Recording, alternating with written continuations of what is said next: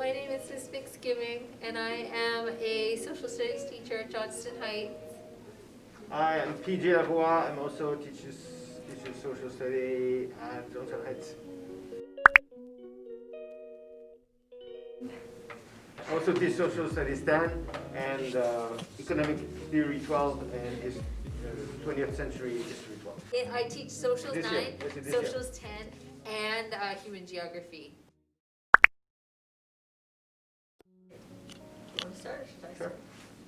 Well, I teach socials 9, and one of the things that I really like about social studies 9 is that it takes students kind of around the world, from early sort of Canadian history, thinking about the Indigenous peoples, but then also going back to Britain, to the United States, looking at how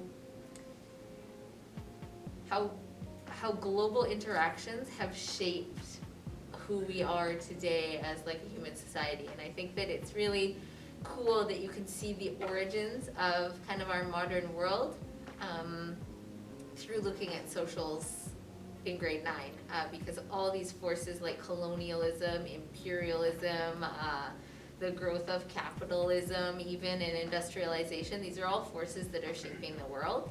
And so through inquiry projects, through working together, through looking at primary sources, and through discussions, watching video clips, the students kind of try to get a sense of how the past is shaping our present. And that's what I like about Socials 9, because if it's taught in a way that makes a connection between the past and the present, it becomes really rich and interesting, and it helps you kind of understand, oh, that's why, air pollution is the way it is today, because of burning fossil fuels, and things like that, right? Like that we can see that there's a relationship between what people did in the past with the behaviors that we're exhibiting now. And we can analyze what people have done in the past. We can adapt or change or evolve our society in the future. What I like is looking at the present and considering the future. The senior level, for example, students are already ready to move on to post-secondary or to a different phase in their lives as young adults. So they have a different perspective, and they're really curious about what's out there for them once they leave the safety net of high school. So it's preparing, looking. Social studies is a window. You look at the past, but really to understand what's happening right now and what are the relationships that people have or have not that determines the world that we do have currently. Example, we do field trips. We go straight downtown and then we look at business models. We talk to business people in Economics 12, that is.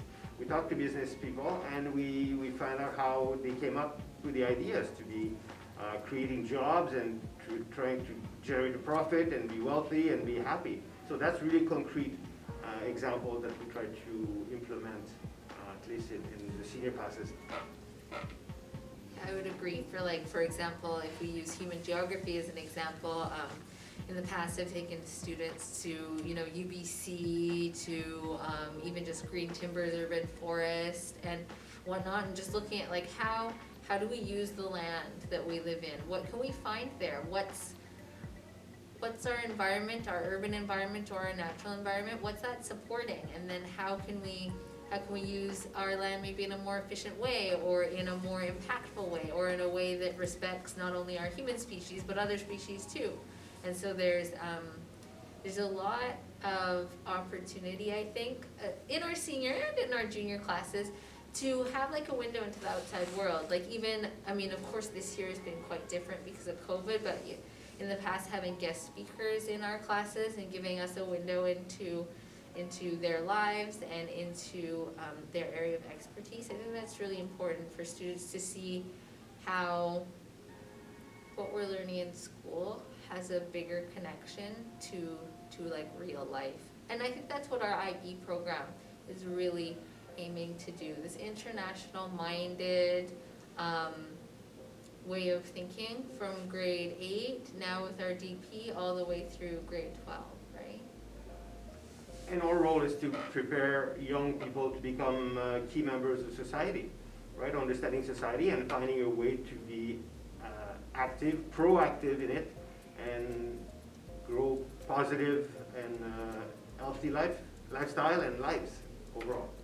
One thing that's very important to me as well, I think, and I think that we do this fairly well in socials usually, is we want our students to be active citizens. We want them, for example, at the bare minimum, we want them to be voters, right? And I'm sure that several students have participated in, for example, the student-wide vote, which we try to do every time there's an election.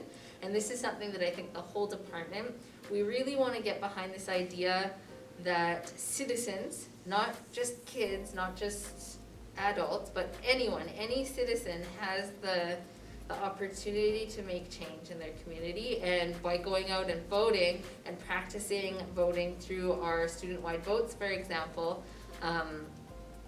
we're getting people ready for that. I'm sure that you might be aware that youth for voter turnout in the age 18 to 24 category is the lowest in Canada when compared to other age groups. And so we discuss in class, for example, what does that mean about who's holding the power then if this demographic is not voting, for example. And so through the student vote, we get people into the habit of voting, so maybe that trend can reverse. And actually, I looked at some numbers just last quarter about that, and the voter turnout for younger people is actually increasing since 2011. So, I mean, obviously JH didn't single-handedly do that, right? But like across Canada, teachers in social studies, I think, are wanting to prepare our students to be active citizens in Canada and affecting change in their own communities, which will translate nationally, which can translate globally, right? World leaders. When I was in school, we didn't have a lot of options like we do now. And so the only option that I had was to take History 12.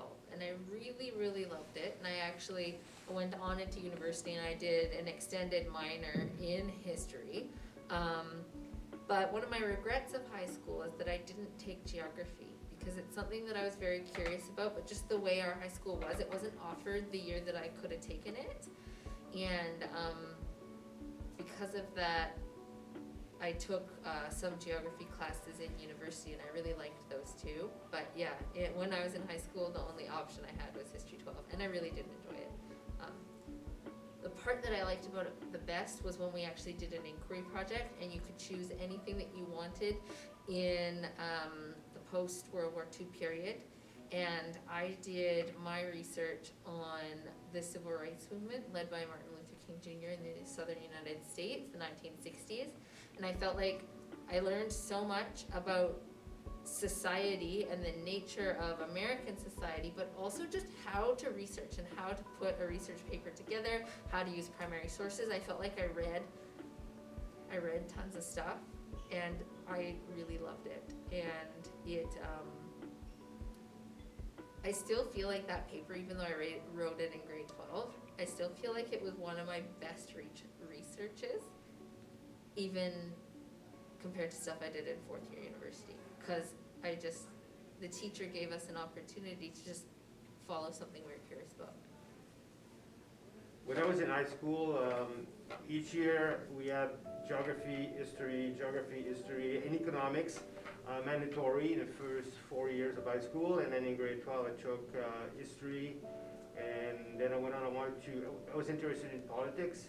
I wanted to become a news anchor or a journalist. I wanted to work in communication, so I was interested in international relations, and then I just continued learning by myself and reading. So I guess that started really early on, that knowing about the world and traveling. And then when you're an adult, you start traveling and knowing more about the rest of the world, and then it catches fire, and you just continue learning. And that's what I'm still doing at my tender age.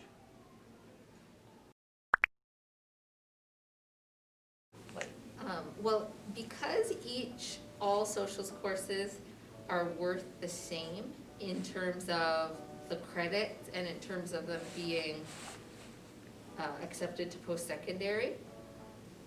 We say to choose what they're passionate about or what they're curious about, or to choose something that may be connecting to what they want to do later in their post-secondary or in their career. So if you're considering a career in business, for example, it would probably be valuable to take Economic Theory 12, perhaps Law 12 as well.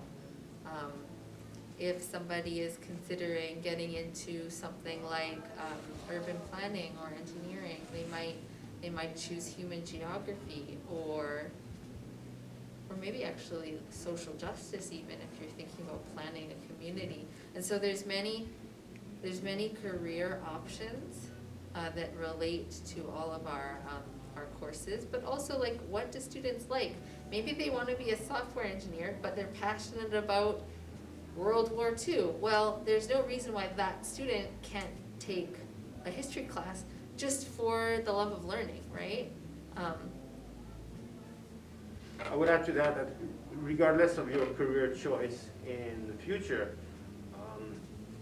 you will have to work with other people, with diversity, with different perspective. Issues about equality is in the workplace. Interrelationships, globalization. So all of this is essential regardless what you decide to do with your life. And that's what the social studies department is trying to bring you early on. So just come and explore, and then know more about yourself and others, and then we can all get along as a human group on the planet.